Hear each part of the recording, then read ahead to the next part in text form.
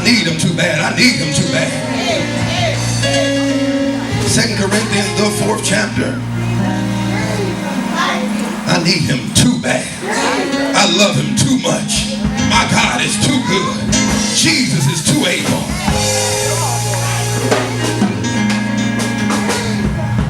The Bible reads, for God who commanded the light to shine out of darkness has shined in our hearts to give the light of the knowledge of the glory of God in the face of Jesus Christ. Verse number 7, but we have this treasure in earthen vessels, that the excellency of the power may be of God and not of us. We are troubled on every side, yet not distressed. We are perplexed, but not in despair. Persecuted, but not forsaken. Cast down, but not destroyed.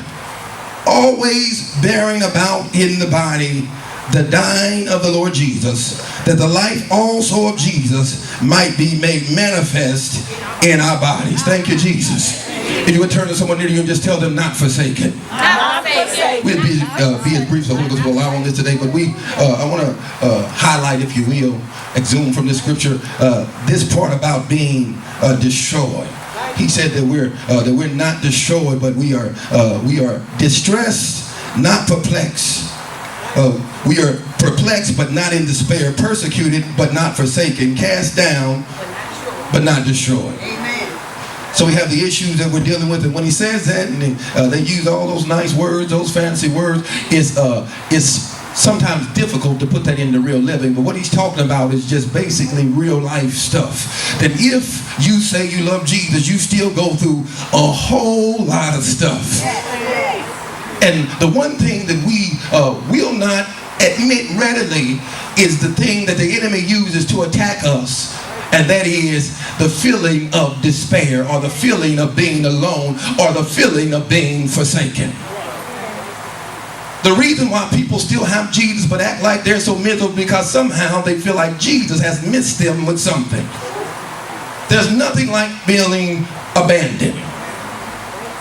And so he says that what happens is that we don't have the feeling of abandonment, but here's the thing, sometimes naturally that's my issue.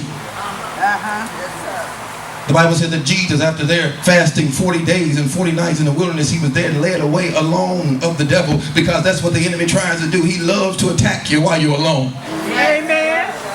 Did you know you can come to church and shout all the time? You can have all kind of children, family, grandchildren, loved ones around you and still feel all alone. Amen. What gets you is not that there's not people praying with you and praying for you. What gets you is not that there's not a church that you believe that Jesus has power in. There's not that it's not his grace is abundant. What gets you is that sometimes you feel still all by yourself. I wish I had a witness in this place.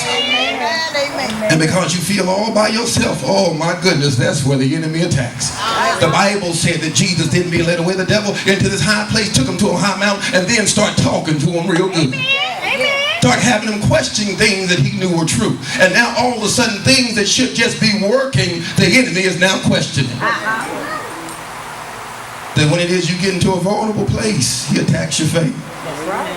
When you're going through your own stuff and feeling your own sickness, you realize don't nobody feel it like you feel it. Oh, the enemy start attacking your faith.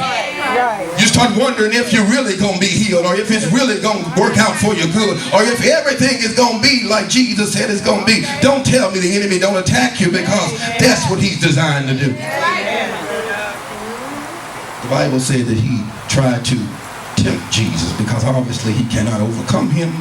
He cannot make him. All he can do is tempt him.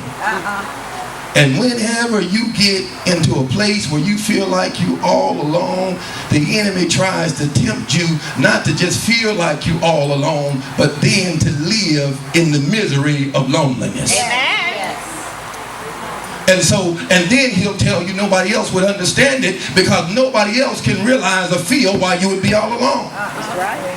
It's not that there's not people around you that love you. The problem that you really feel all alone is because the people around you that love you don't even really know you. Amen. Amen.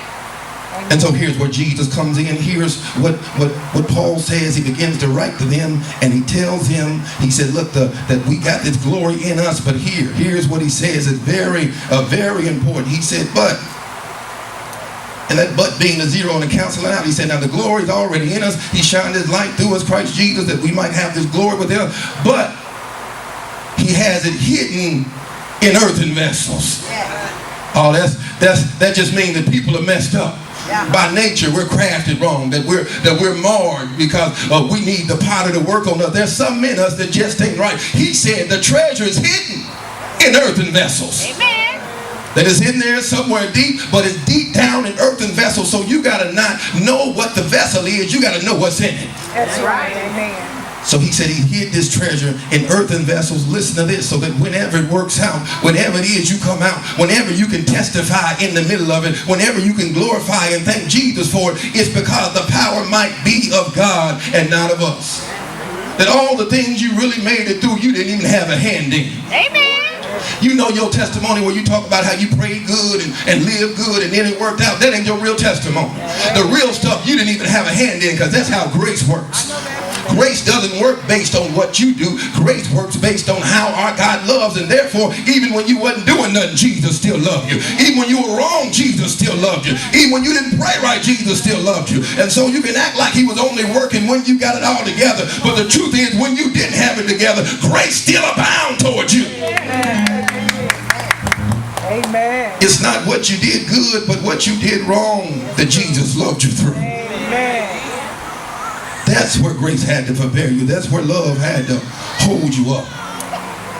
The Bible said in Hebrews 4:15, for we have not a high priest that cannot be touched with the feeling of our infirmities. That what Jesus has and no one else has is that he knows what you're going through. And even in Jesus knowing what you're going through, that does not mean that you don't still feel sometimes forsaken, because it is an earthly feeling, because it is a natural feeling, because sometimes you are in the flesh, and so when you're in the flesh, you feeling what the flesh is feeling, and that is the flesh is alone. And in order to get out of the loneliness, you got to come out of the flesh, and then you have a comforter. Are you still with me on this thing? And there's times where I have to admit I feel discomforted because of this forsaken feeling. It comes with sadness. It comes with heaviness. He says that we are to a place now where even though we're troubled on every side, we're not distressed. Amen. I'm going to read it backwards to you. Not backwards, but I'm going to read it so you can see that even though this is what we desire, this does not always apply. Amen. He said, we're troubled on every side, yet not distressed. So we troubled, we got a lot of trouble, but we ain't got no stress. We are perplexed, but not in despair. Confused, but we ain't worried about it. All right, he said, but we are persecuted, but not forsaken. And all this stuff we got to go through because we say we love Jesus, but we don't feel like we by ourselves.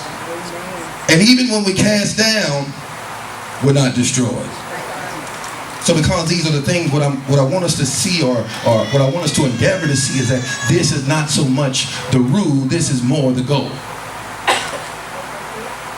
Because if it was the rule, then you would be living the rule and we wouldn't be having this conversation. He said this is what we're called to be. So we're called to be where we can be persecuted and not be destroyed. We're called to be something that is contrary to what we are earthly.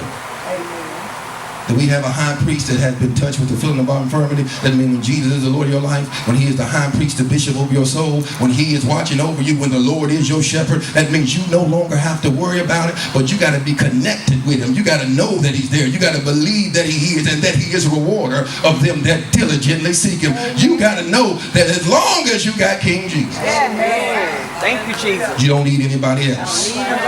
And so what I'm saying is, if we understand how it's supposed to work, then all I need to do, I don't need to know when it's working right. I need to know when it's not working correctly. Amen. As being one that's called and chosen and bought with the price, you ain't got to know when you're in order. All you need to know is when you're out of order. Amen. In order is your calling. You don't need adjustments to be in order. You need adjustments for when you're out of order. Amen.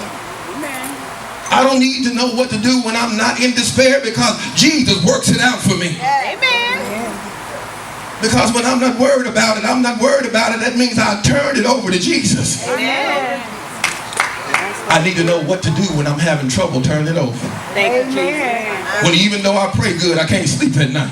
All right now, Bishop. I need to know what to do when there's trouble on every hand and I don't feel good about it. I need to know how to get through my situation that I'm not able to count all as joy. See, if you don't deal with the real stuff with the real glory of God, then you ain't gonna never see His real power in your life. Amen. Amen.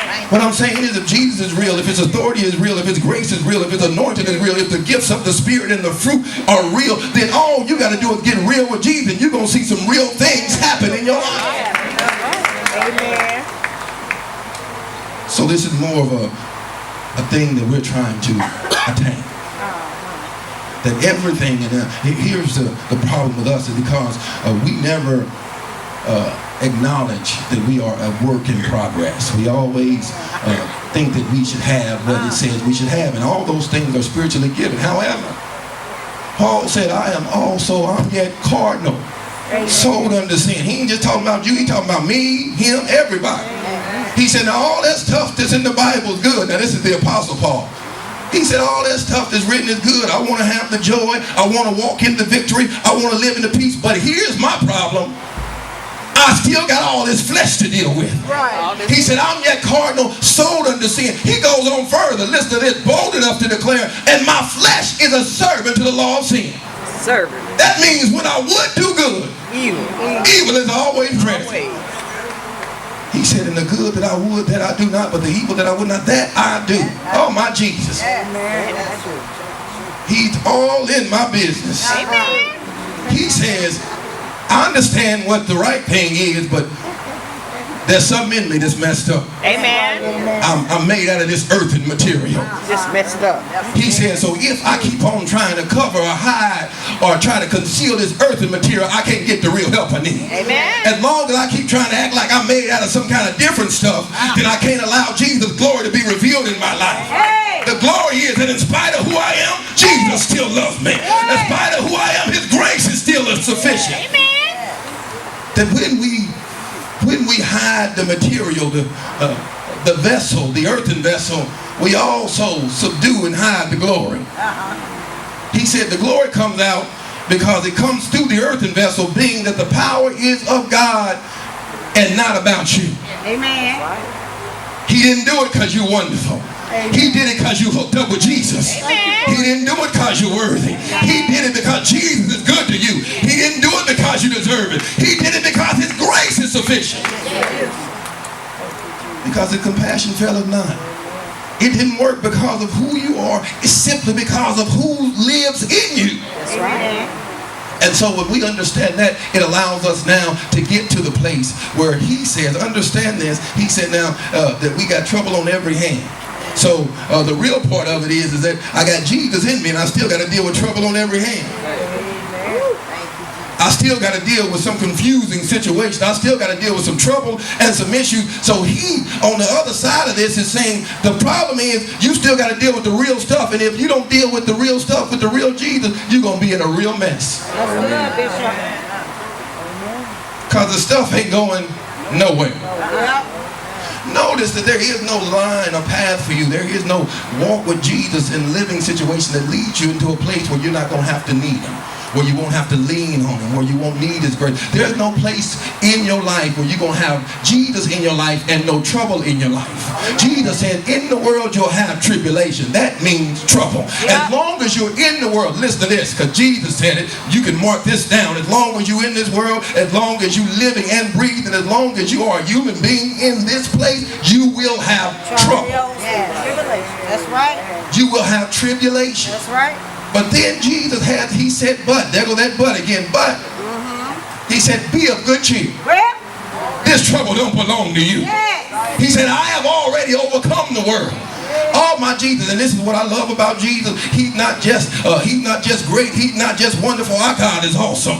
Listen to what he says. He didn't say, be of good cheer. I have already overcome your trouble. Jesus said, be of good cheer. I have already overcome the world. Not just your trouble, the whole thing, the entirety of it. He said, you ain't got to worry about anything that's in the world because I already overcome the world. So now, no matter what your trouble is, you ain't looking for a level of trouble. All you're looking for is Jesus. Because he's already overcome your trouble. Already. If it's in the world, he's already overcome. Amen. Right. Say, I didn't know it was going to be like this. I never imagined. If it's in the world, he's already overcome it. Already. I never knew I was going to have to go through this kind of trouble in my body. If it's in the world, he's already overcome it. I never knew that people were going to treat me like this and talk to me so bad. If it's in the world, he's already overcome it. Amen. Yeah. Anything that's in the world, Jesus said, you can be glad he's already overcome it. Amen. And so everything that you're dealing with is in the world, and everything that you're dealing with, Jesus already overcome. The weariness happens because after you've been alone in yourself for so long, you get bitter. Amen. I said you'll get bitter. Amen. There's two kinds of loneliness. People that go, the Bible says that you could be in a place and take Judas Iscariot, the one who betrayed Jesus, the betrayer of Jesus. The Bible said that he found no place for repentance. He got into a place where he felt forsaken because of what he did to Jesus, and he couldn't find a place for repentance, so it ended in destruction. He just couldn't find it. He just could not find it. So it ended in destruction. My. Now you take the Apostle Paul, thorn in his flesh, feeling all alone, feeling by himself, feeling like he's in despair, feeling like he's been forsaken, cried out 3 times concerning this storm. But listen to who he cried out to. He cried out to Jesus. What I'm saying to you is that when you have this situation of abandonment or feeling forsaken, and then you don't cry out to Jesus, then you then make your relationship with Jesus the issue. Let me see if I can clear it up for you. What I'm saying is that a lot of people who feeling alone and then they act like Jesus has done something to them, so the one thing they ain't doing is calling on Jesus. You can get so sick, you feel like that now you've been done so dirty, you ain't gonna even call him. Oh, it's getting quiet. I started to leave it out, but I went on ahead and kept it in. But the truth is, you know some people, they get so bitter. Amen. They act like somehow Jesus has done something against them, so they too mad to pray, too bitter to call it. Well, Amen. And the end of that state ends up in self-destruction. As you know, Judas ended up killing himself. And what I'm telling you is that ends up in you destroying yourself. And you get to a place where you cut yourself off from your help because you feel like something so bad is happening to you and Jesus don't know what you're going through. You feel like you are forsaken and you forsake yourself from your help. amen. Now through all the Bible, everything that Jesus said was about forgiveness, so I am forced to believe, even if you cannot fathom it, that there was still some forgiveness left for Judas. The Bible said he couldn't find it. Oh my Jesus, you imagine having some help you can't find? Amen. Couldn't find it. Couldn't find. You imagine doing something so mad, you so tied up in you got help you can't find. Ain't find it. You got a need you don't believe Jesus can answer. Wow. You have to be mindful of yourself, because you'll get to the place where you'll actually believe that Jesus can't help. The Bible said the question that the Gentiles had, the question that they seek, or the thing that they were looking for, the thing they wanted answered, is there any help for them in God? I want to know, what did Jesus do for the people that say he loved them? It's a question they had about Lazarus. They said they wanted to see how Jesus loved them or how he treated someone he loved. Yes. The question is always the same thing. How does Jesus treat his people? How does he keep his people? And many times we forget that we're his people. And Jesus said, all that the Father hath delivered into my hand, I have not lost one. I'm Jesus, people. Not a one. Because we're Jesus people, greater is he that's in us than he that's in the world. I'm trying to get you to know that you're living in a place of despair so bad you'll forget you're Jesus people. Because the other stuff gets real heavy. There is no light despair. There is no these words that Paul uses. There's no light version of them. What I'm saying is that you ain't in despair and just a little bit sad. Despair is a dark place. Amen. So Jesus shined his light through us. Amen. But he put it inside an earthen vessel. Yeah. Then Jesus said, let your light shine before man. What I'm saying is the light hidden on the inside of you, and all you got to understand is who you're called to be, who is in you, who loves you, who covered you. And when Jesus is in you, who can stand against you? So this thing becomes hard because we have a real God who we were not allowed to deal with real stuff, and then we always live in real trouble, and no one knows the real trouble. I mean, it's a situation where it gets worse because we keep feeding the symptoms, we keep feeding the trouble. And so when it is that we are living in a despair like this, when we're living in forsakenness in this way, guess what? We start saying how people then separate ourselves from us, but who would want to be around a person who's in such a dark place? That's right. That I would like to remind you of the times when you didn't call on Jesus. Amen. All right. Amen. You say, no, I would never. Yes. That your faith was so sure. I'm not saying you didn't get together eventually. I'm just saying in that time you didn't call on Jesus. Amen. Amen. Because we can be in a place so natural, so cardinal, so us, that we just don't see how it could help. Do you know why he could find no place for repentance? He didn't see how it could help.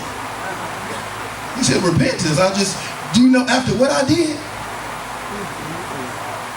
The Bible said he even tried to get the money back. They said, oh no, too late. Too late. And he said to himself, even they won't take the money back, even they won't reverse it. Amen. That my situation is irreversible. There is no help for me in God. Help me, Jesus. What a desperate place to be in. What a hard place to live. And Jesus said to him, Jesus said in Matthew 28 and 20 to his disciples, he said, Lord, I'm with you always, even unto the ends of the world. There go that world talk again. The world then includes everything that is in it. Jesus said, don't worry, it might get shaky, it might fall apart, but when it comes to me and you, I ain't going nowhere. Nowhere. So Jesus doesn't change the position. The Bible said in Hebrews 13, he is faithful, he that promised. Amen. So we believe our God to be faithful. So it's not that he changes his position.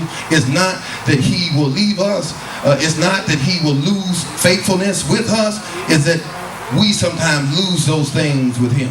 Amen. Amen. Amen. So Jesus asked us to trust him, and the Bible says, listen to what he does for us.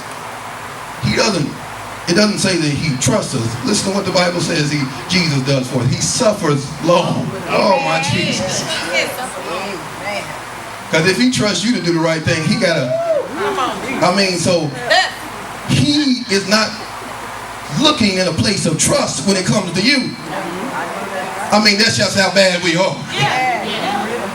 Because if he was trusting you, oh my Jesus, you would have left him hanging so many times. What he does is loves you so much, he suffers long with you. Thank you, Jesus. You said, I'm going to get it right last week, the week after that, the week after that. You know what Jesus does? Lord, I'm with you always. What a mighty God. That he that begun a good work will perform it until that day. He just keep on working on you. How many times you say, oh, this time is the right time, I'm getting it together. You know what Jesus does? Suffer long with you. Thank you, Jesus. Because if he were to just put some kind of blind trust in you, he would have had to stop trusting you. But here's what he does. Jesus takes the whole you, the totality of you, the flesh that you are, and then he just suffers with it. He endures it. Thank you. Yes, he does. Yes, he does. the time between sin and repentance, Jesus has to endure it. My God. Even though the door to repentance is already open. Amen. Amen. I mean to say, I'm saying that that the time that you sin, and then the time that you say, Jesus, I'm sorry, Yeah. he suffers you to come to your right mind. The time that you're in trouble and the time that you need him, he suffers you to come to your right mind. Thank you. Thank you.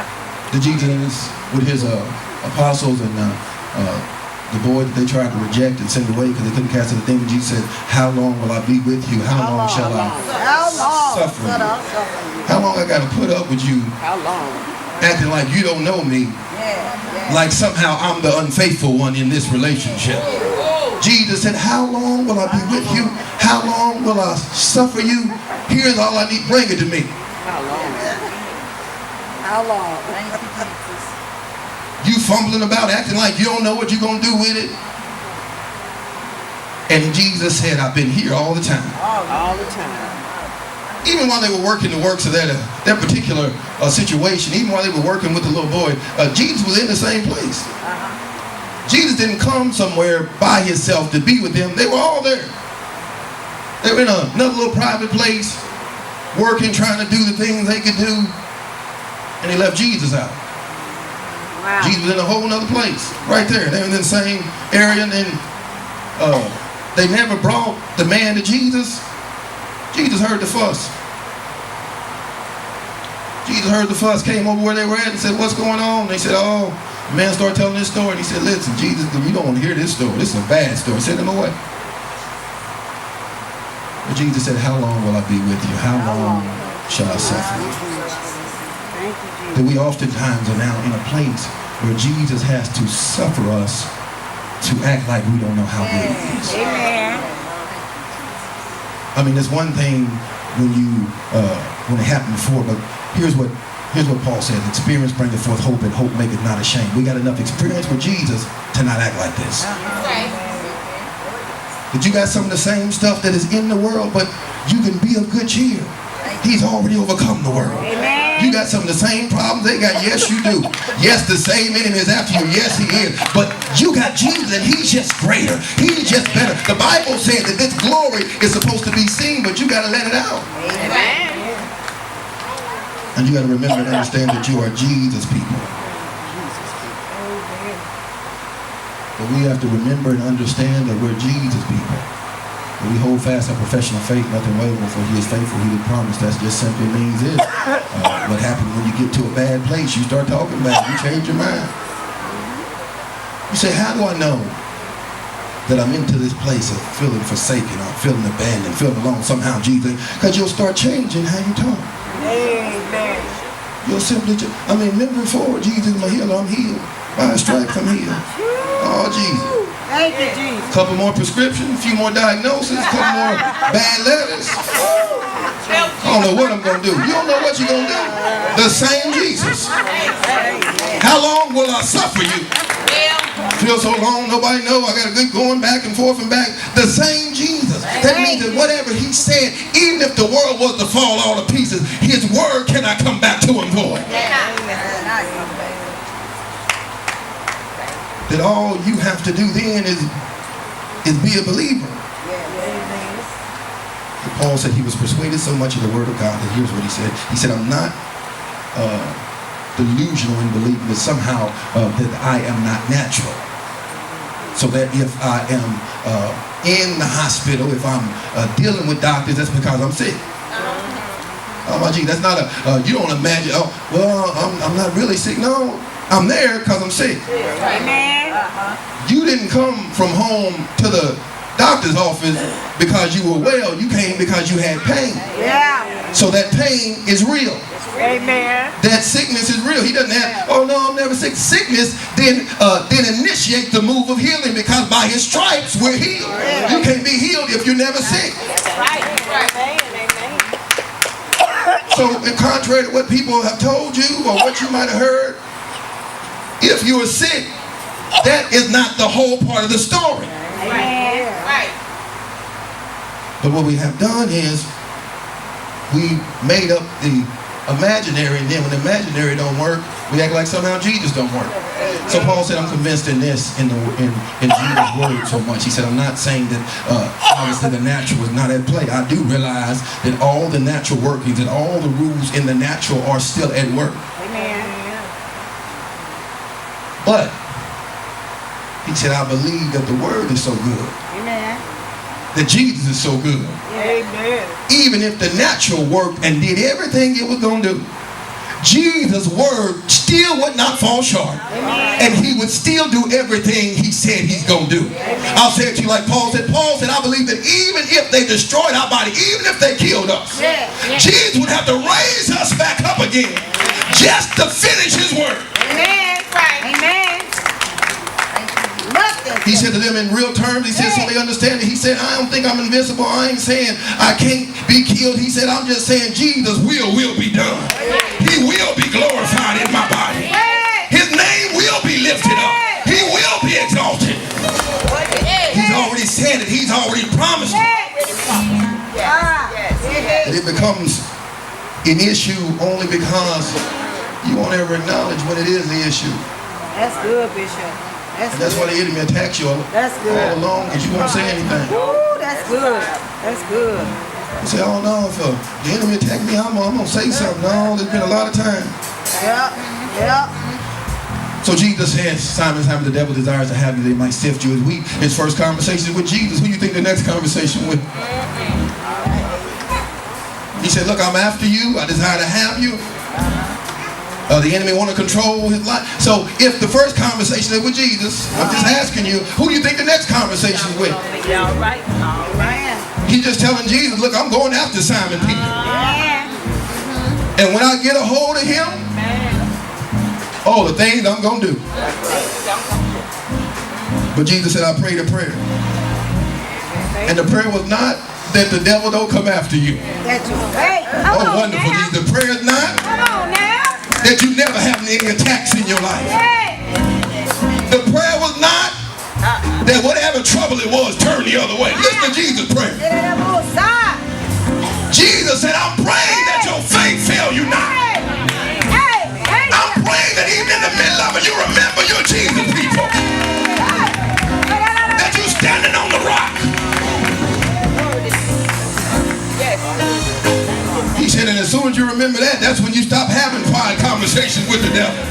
He said, as soon as you get converted, I want you to tell somebody else, there is no friend like Jesus. That Jesus is more than able. He said, as soon as you get converted, as soon as you get your understanding back.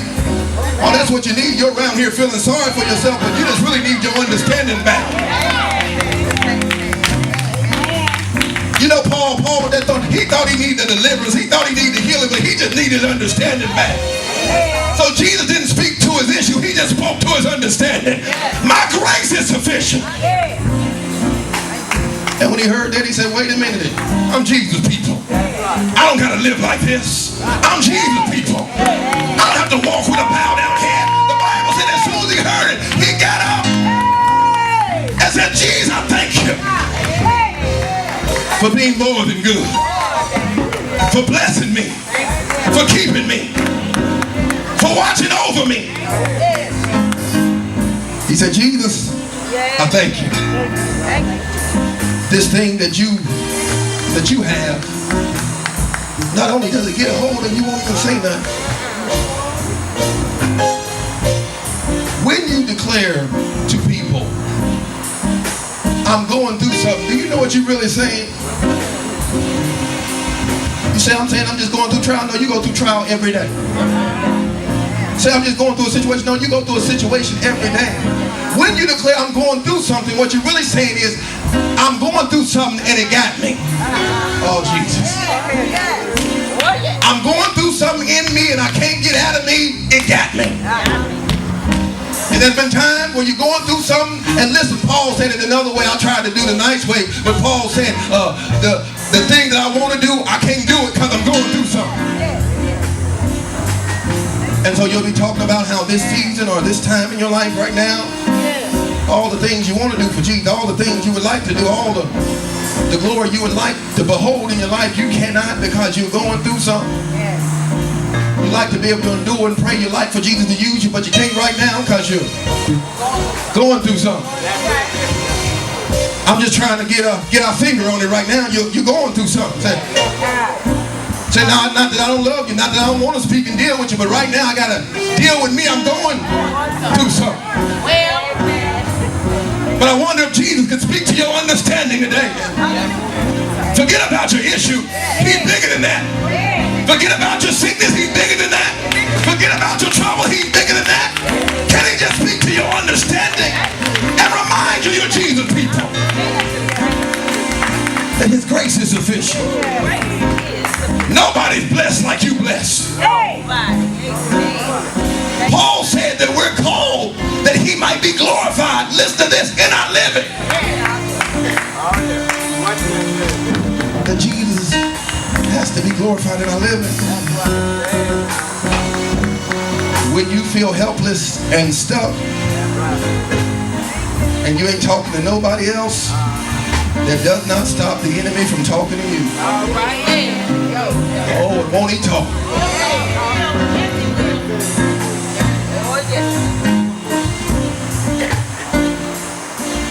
The Bible says he has cunning speech. He talks good. Told Jesus, go ahead and jump. He said, Jesus, if you jump, you know how many legions of angels would swoop in and grab you?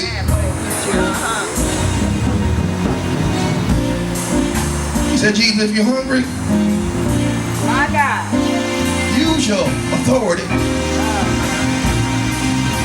Turn this stone into bread. So I'm going to ask you this question. Have you ever thought, why was the enemy so concerned with getting Jesus to operate in his faith in a faithless manner? What I mean to say is, he's saying, Jesus, look, you've been fasting. You hungry? Yeah. Speak the word. Yeah. Turn the stone into bread. Yeah. Satisfy yourself. Yeah. He wants Jesus to use faith Yeah. in a faithless manner. Yeah. But Jesus understands the same thing. You got to understand the same one who's been keeping me this long. Hey. He's still keeping me. Hey. That means the enemy can't move me. Hey. Trouble can't move me. Right. The world can't move me. Don't move on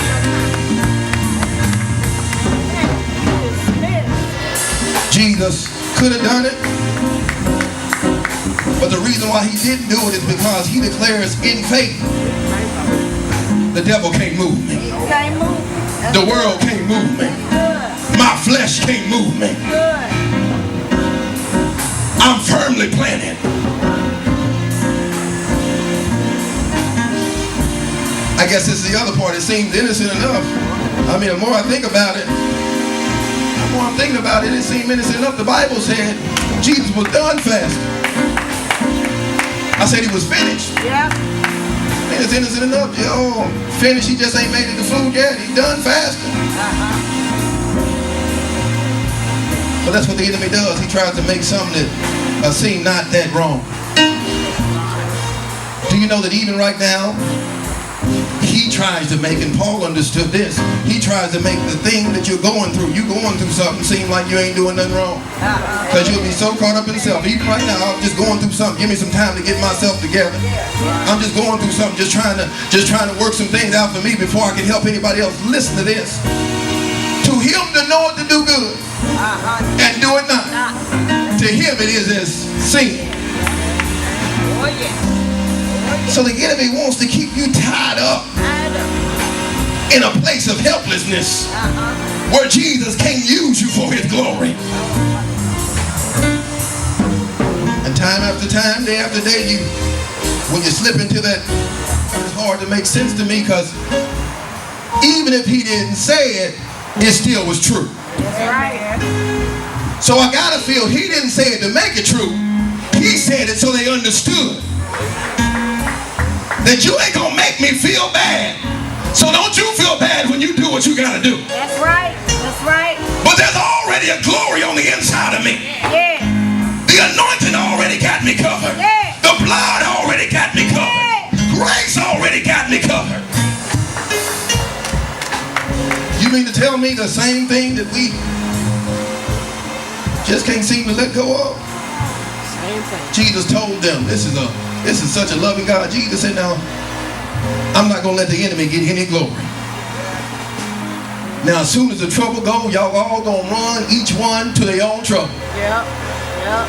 The Bible said the apostles hid because they were scared for their own life. Each one will run to their own trouble. And Jesus said, y'all going to leave me alone. But when you get to your place in the middle of your trouble, I want you to remember I told you this. I am not alone. You ain't got to feel sorry for me. I know you're going through a rough season right now. You might be doing your own thing and maybe you can't pray for me. Don't worry, I'm not alone. Jesus does something that he does repeatedly in the Bible. He lets them off the hook because he realizes he has something better. He told Peter, James, and John, sleep on. Don't worry, it's already settled. It's already. He told them, he said, don't worry about it. I'm not alone. Not alone. I'm not by myself. And so then we left to this part of Jesus' crucifixion in Matthew the 27th chapter and the 46th verse. Jesus said these words. The Bible said he yelled off the cross, Eli, Eli, lema sabachthani. That is to say, my God, my God, why hast thou forsaken me? Amen. They said he must call for Elias. Maybe Elias can save him. Now, here's the part I'm saying to you. So now in one scripture, the Bible says Jesus tells them directly. He tells them directly, listen to this. He says, y'all all going to be scattered, but don't worry, I'm not by myself because the Father's with me. Then Jesus now is on the cross. That was before the cross. That was before the nails in his hands and the nails in his feet and the crown of thorn on his head. That was before any of that. Now you get here to Matthew 27, listen to this. Jesus is now nailed on the cross. He's been beaten, he's been mocked, he's been spit on. He's now hanging there on the cross. And then he said, my God, my God. My God. Why hast thou forsaken me? And so, Paul says that we are always bearing about in the body the dying of the Lord Jesus Christ. That we meet him right there at the point where Jesus said, why hast thou forsaken me? Whatever Jesus has given us, he had to give up for us. And so we meet him at the point where he says, why hast thou forsaken me? Now this is the point, not that he is forsaken, because Jesus said, I am not alone. It means he feels forsaken. Because we got a high priest that's been touched with the feeling of our infirmity. That means that Jesus knows what it feels like to be going through something so bad you feel like you all alone. But here's where the glory comes out. So they go on about it and say, oh, well, he probably trying to call Elijah, see if he'll come save him, so on and so forth. But then in verse 50, the Bible said, listen to this, Jesus cried out with a loud voice and gave up the ghost.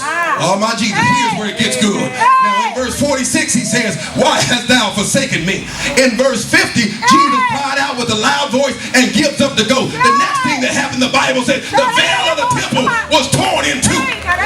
The Bible said, listen, as soon as Jesus gave up the ghost, the earth started to quake. The ground started to move. Tombs started getting up. The dead in Christ started rising.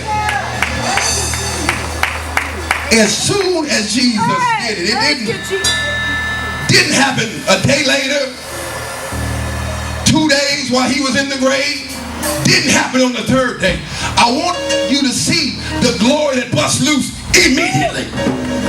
As soon as Jesus gave up the ghost, the Bible said he yelled up into heaven and gave up the ghost. And as soon as he did, the ground started shaking.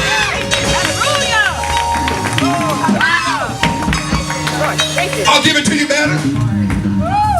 The Bible said they pierced him in his side. When the last drop of blood hit the ground, when the last drop hit the ground, something happened to the earth's atmosphere. Everything was changed. As soon as the blood hit, a door opened, grace opened, glory opened, victory opened. See, the difference for us is Not that we don't feel the forsaken part. Is it after we feel the forsaken part? Jesus opened up another door. He gave us another way. So the forsaken part, and we know that the veil of the temple, is the flesh. It's the reason why the flesh couldn't go into the holies of holies. Stay with me. I don't want to go too much long. The flesh just couldn't go. So the thing that stopped you from getting real with God was you was made out of flesh. The thing that stopped you from seeing his real glory is that you got way too many issues, way too many faults in you, and way too many sins you got to deal with. But as soon as Jesus gave up the ghost, the Bible said the veil opened up and the earth shook and the saints start getting up. You mean to tell me, now this is how I know it's real. The only thing that was holding them back was the veil. As soon as the door opened, all the people that were being held back by that start getting up and say, can't nobody do you like Jesus. Nobody. He is Emmanuel. He's already with me. He's already covering me. He's already keeping me. He's already good to me. Oh, hallelujah. And they had a whole new understanding. The Bible says that whatever it was, as soon as Jesus gave up the ghost, he gave up his ghost, and whatever it was that was holding them had to lose his hold. Let go. Hallelujah. Oh, There was no commandment to get up. hallelujah. Just like Lazarus, they couldn't help themselves. And they start walking around, not just, it'd be one thing if they just got up and start walking around, but they were up on a mission, if you will. The Bible said they start witnessing, door to door, just knocking on people's door and tell them, let me tell you what Jesus brought me through. Let me tell you. You don't know like I know Oh, hallelujah. what Jesus has done for me. Hallelujah. Oh, hallelujah. They wouldn't even know what it was that was had a hold of them. That's why the Bible calls it a sleep. So all they would be able to say is, I don't know what it was that had a hold of me, but when I heard the voice of Jesus, whatever it was had to loose me and let me go. Let go. Hallelujah. When I heard the voice of Jesus, that's when my door opened. We have a sense of forsakenness anytime we lose a sense of connection with Jesus. And trouble will make you do that. Sin will make you do that. Do you know what sin reminds you? That you're not worthy. That's why you got to have enough grace to remind you that it don't matter. Oh my Jesus. I'm going to say it to you again. Sin reminds you you are not worthy. You do not deserve it. Grace reminds you that Jesus loves you anyway. It don't even matter. He's still greater.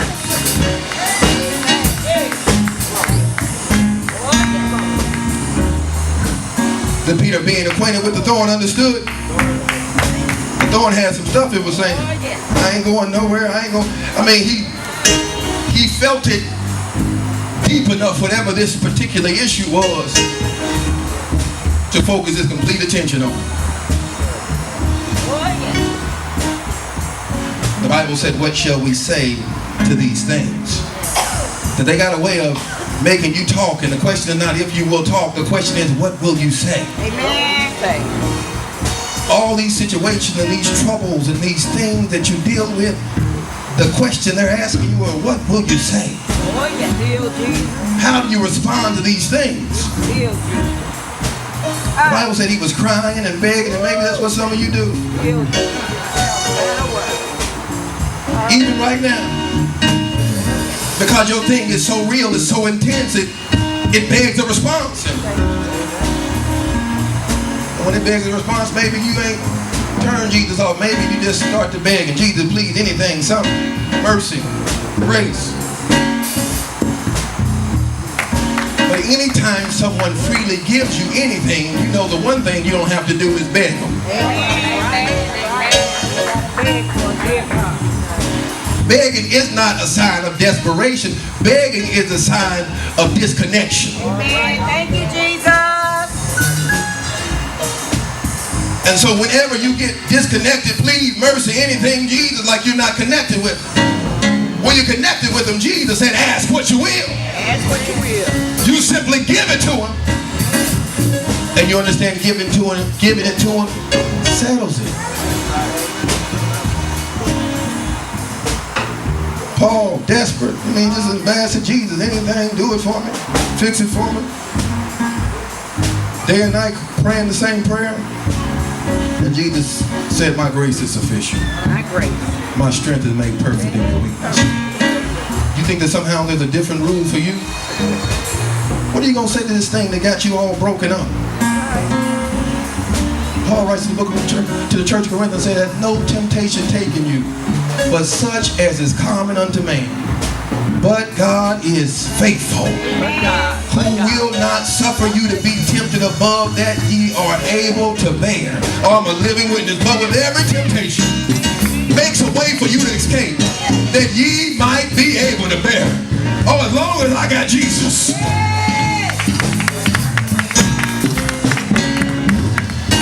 What Paul changed from is crying about Jesus. Oh, take the thorn, take the thorn. And then he remembered about the grace of Jesus and said, oh, as long as I got Jesus, I can handle this thing. As long as I got Jesus, I'm coming out of this thing. He will be glorified. Jesus will be magnified. Will be. That you have to remember your assignment. Everything else is just distraction. You're hooked up with Jesus. You got an assignment. He will be glorified. He will. Yes, he will. He said we're always bearing about the body, the dying of the Lord Jesus Christ, that the life also of Jesus might be magnified, might be manifest in our body. I need Jesus to show up in my living. I got an assignment. Got an assignment. And all these other things are trying to distract me from my assignment. That's right. Oh, yes. I understand your sickness is real, but it's just a distraction. I got an assignment. You've been made for the glory. Amen. And even if you got to carry this sickness with you, Jesus got to still get the glory. Amen. That this time can't be like last time. No. You got to make your mind up that I'm not doing it. This time can't be like last time. Can't be like last time. Last time we robbed him of his glory. Because you messed it up so bad that even though Jesus kept you through it, you didn't say nothing. That you were so much in you going through whatever you were going through, you didn't realize what Jesus kept you through, you didn't say nothing. The scripture is filled with Jesus walking. When Jesus walked this earth in ministry, listen to what happened. There were all kind of people around him, but everybody wasn't feeling it. What I'm saying was that a lot of people come to see him, a lot of people come to hear him. They were even pushing to get into the same room where Jesus was to eat with him. And all these things to be around him as if he was some kind of carnival act or something like that, but there were not a lot of people touching him. That if you were to touch him, you had to have a whole different kind of understanding. You had to be desiring not only what he was, but who he was. That you have to believe first that he is. That I'm saying you can have all this other stuff and Jesus not ever be able to touch your real stuff because you don't really believe that he is. And if you believe that he is, then he is also a rewarder. You can't go wrong trusting Jesus. If you believe he is, then you believe also he's already worked it out. Already. Oh, yeah. If you believe that he is, then you know that he can't fail. That's why the one with the issue of blood said, I tried everything else, but if I just could touch the hem of his garment, She had a mind made up. Look, Peter ain't gonna do this for me. John can't work this out for me. Matthew can't. I got to get to where Jesus is for this thing. I understand they got me here by myself, but if I can just get hooked up with Jesus, everything's gonna be all right. Everything. So she took her real issue, her real problem, and let Jesus touch her real stuff. So much so that when she did it, she had purpose. And Jesus said, somebody touch me. Yeah. Peter didn't understand. He said, Lord, everybody's touching you. He said, no, Different touch. somebody touch my virtue. Somebody let me get all in their stuff. Now Jesus never announces to the crowd, somebody touch me. Had a conversation with Peter. And while he having a conversation with Peter, the woman who had the issue of blood stood up, said, Lord, it was me. I touched you. Told Jesus the whole story. Said, I've been messed up 12 years. Long time. But I heard you were passing by. And I made my mind up this morning. Time was made up. I can't live like this not one more day. Can't live like this. I said, if I can just touch the hem of his garment, I will be made whole. And Jesus said, go thy way. Thy faith has made thee whole. That it is believed to be that the priests, when they were going into the altar, when they would have on the robes, and the robes would have then tassels at the end of them, and then they would cover themselves, almost cover themselves in this oil, and the oil would just drip down. It would then collect at the bottom. They would have this tassel at the bottom where the oil would then collect, and so all of the anointing would then end up in the bottom. So she's saying, if I can just get to where the anointing is, everything's gonna be all right. Everything. If you can just get to where the anointing is, not around you, but the anointing Jesus has given you, everything is gonna be all right. Yeah. See, for you who know Jesus, there's no room for preaching you happy. You gotta be reminded who Jesus is in your life. You gotta be reminded the price Jesus has paid for you. That his grace is sufficient. That when's the last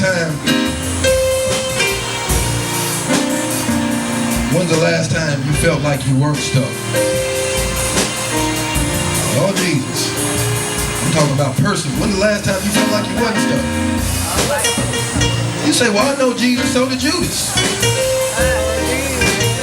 First, the Bible said not only did Judas have connection with Jesus, Judas had charge. He was the treasurer. He was close with Jesus. The scripture said that when Jesus was sitting at the table, guess who was sitting next to him? You talking about being close with Jesus. Real close. He's so close to Jesus that they stuck their hand in the bowl at the same time. He's so close to Jesus. The Bible said Jesus kissed him on the forehead.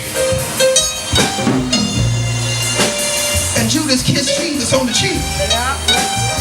Oh, Jesus. That seems really close. Real close. That he was that close and that far from the anointing at the same time.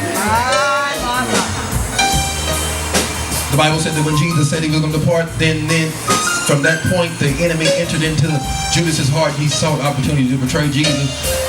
The devil started talking to him because he was in a place already of feeling forsaken. I said he already was feeling forsaken, and the enemy didn't have to do nothing but just start talking. Same thing with you. How could you be so unfortunate? How could you be so unlucky? That's how you feel, but you forget about grace. Jesus said, you feeling sorry for yourself? My grace is sufficient. My grace. I'll say it to you again. You got some kind of nerve to be sad about 2017 problems. Every time you see it, hear it, think about it, you should start shouting. I said, you got some kind of nerve. If you can't have Jesus and peace, what good is it? That we're called with a purpose, and Jesus' purpose must be performed in our lives. Must be. Paul said, I'm so persuaded about this purpose. Christ will be glorified in my body, whether it be by life or by death. That's how strong his purpose is. He said the anointing is so real that Jesus will be glorified. Sickness can't have his glory, and trouble can't have his glory, and family can't steal his glory, and people ain't gonna steal his glory. Jesus will be glorified in my living. I tell you what, let's go ahead and be anointed here today. He will be glorified.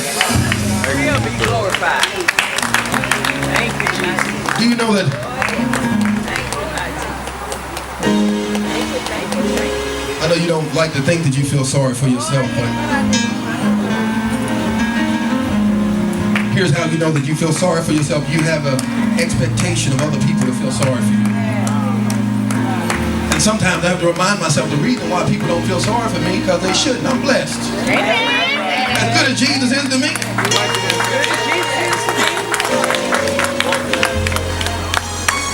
Say, well, nobody knows what I'm going through. The reason why they don't know what I'm going through because the blood covers me. Because it's the blood that gives me my strength. Because Jesus keeps on blessing me. Oh, yes, he does. Oh, yes. Oh, yes. The reason why people don't know about your distress is because Jesus said, I'll keep them at perfect peace, whose mind is stayed on me. Because Jesus got a way of keeping you in the midst of your distresses, in the midst of your persecution, even in your desert seasons. Oh, yes. Thank you, my Jesus. Oh, yes. Thank you, Jesus. Paul said, I'm connected, always bearing about in the body the dying of the Lord Jesus Christ. Jesus dying is on the inside of me so his living might come out of me. Oh, yes. The price he paid. Oh, yes. You know what that dying means? Oh, yes. When Jesus gave up the ghost, Yes. I bear it on the inside. Oh, yes. That means he was wounded for my transgressions. That Jesus was bruised for my iniquities. That he was chastised for my peace. And with his stripes, Jesus already healed me. Already. The price is already paid. Already. It's already settled. Oh, they ain't gotta like it. Jesus already did it. Already. He said, I got it in my body. I got it hidden in earthen vessels. I bear the marks of the dying of the Lord Jesus Christ.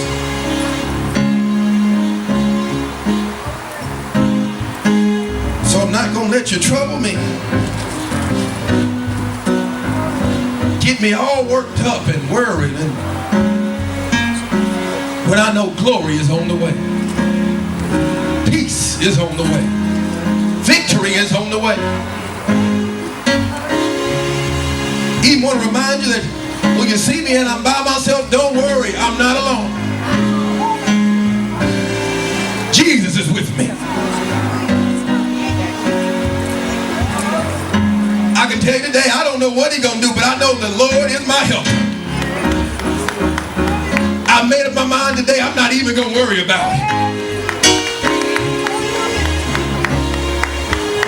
I cannot speak to the end of trouble in the world. And maybe people want you to put a name and identify your trouble, but all I know is this: Jesus is greater.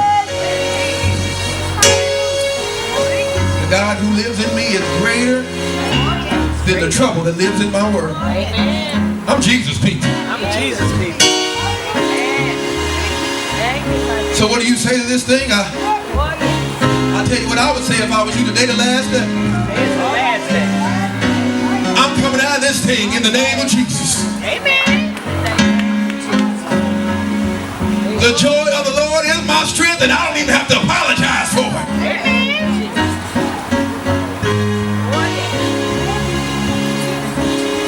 Oh, I'm supposed to be able to declare to the world, not that every day in the world is better, but every day with Jesus yeah. Every day. is sweeter than the day before. I'm supposed to be able to declare to the world that can't nobody do it like Jesus can. Nobody. Oh, yes. I'm supposed to be able to declare to the world if it had not been It had not been. for Jesus. Doesn't matter what it looks like attacking you, if it had not been for Jesus being on our side, we wouldn't have made it. So when I tell you I'm blessed, it's really an understatement. I'm more than blessed. The God I serve, He's El Shaddai. El Shaddai. Almighty, all powerful. El Shaddai. The Bible said in Colossians, you should know this about Him. He's in all things and through all things, above all things. All things consist because of Him, and without Him there's nothing. I'm just telling you, Jesus is good. And He simply cannot fail. That the time is now. That the answer must be yes.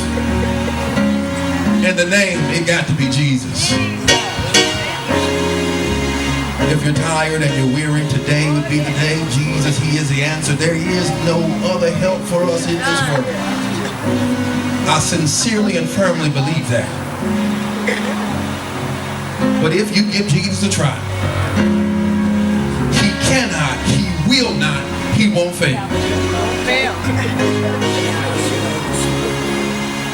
That eye hath not seen nor ear heard, neither has it at any time entered into the hearts of man, the thing that God has planned for them that love Him. Don't you understand something? You going through whatever you're going through, but Jesus already got plans. Mind-blowing plans. Life-changing plans. Peace-giving, glory plans. Yeah. But Jesus does not save sanctified and righteous or holy people. He simply saves people that are tired. Sin will weary you. You don't have to have the answers. All you need to do is bring Jesus to trouble. That you don't have to have a plan on how you're going to proceed after. Oh, I'm going to do this. No, just bring it to Jesus. I don't know how I'm going to do it or how I'm going to put it together, but Jesus, I'm tired. I don't got the end result. All I know is this is all kind of brokenness in my life, and I can't live like this not one more day. Feel like this. If that's you, this is your day. And Jesus, He is your answer. I want to give you this call for salvation. Confess to you that Jesus didn't come down in the flesh. Over 2,000 years ago, He suffered, He bled, He died on the cross. Jesus went down the grave and stayed there 3 days and 3 nights. And on the third day, Jesus rose again with all power in heaven and in earth. If you believe that with all of your heart and repent of your sins and confess with your mouth that Jesus, He did rise again, you shall be saved. The Bible says, repent and be baptized in the name of Jesus Christ for the remission of your sins, and you shall receive the gift of the Holy Ghost. If there's anyone here today and you need Jesus in your life, the door of salvation is open. His grace is most certainly sufficient. And Jesus is the best thing that will ever happen to you. Best thing.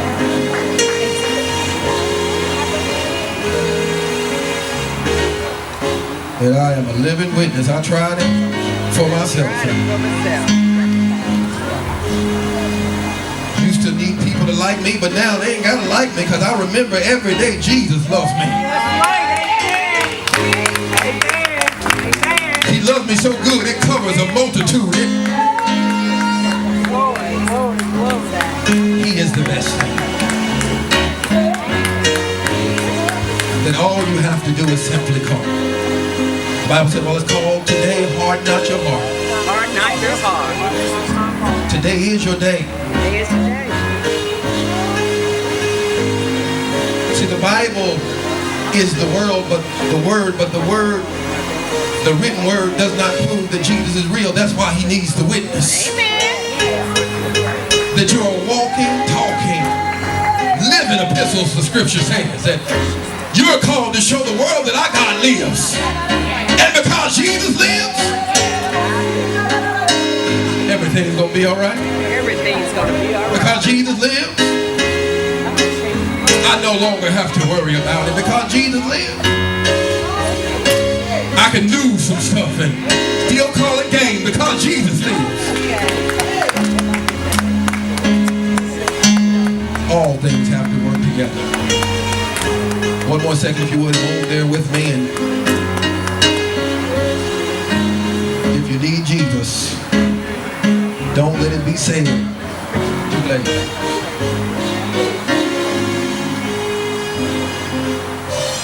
If you're going to turn to someone next to you, just help me out. Tell them Jesus is the best thing that ever happened to me. But if you don't know, you ought to try Jesus for yourself today. Oh, thank you, Jesus.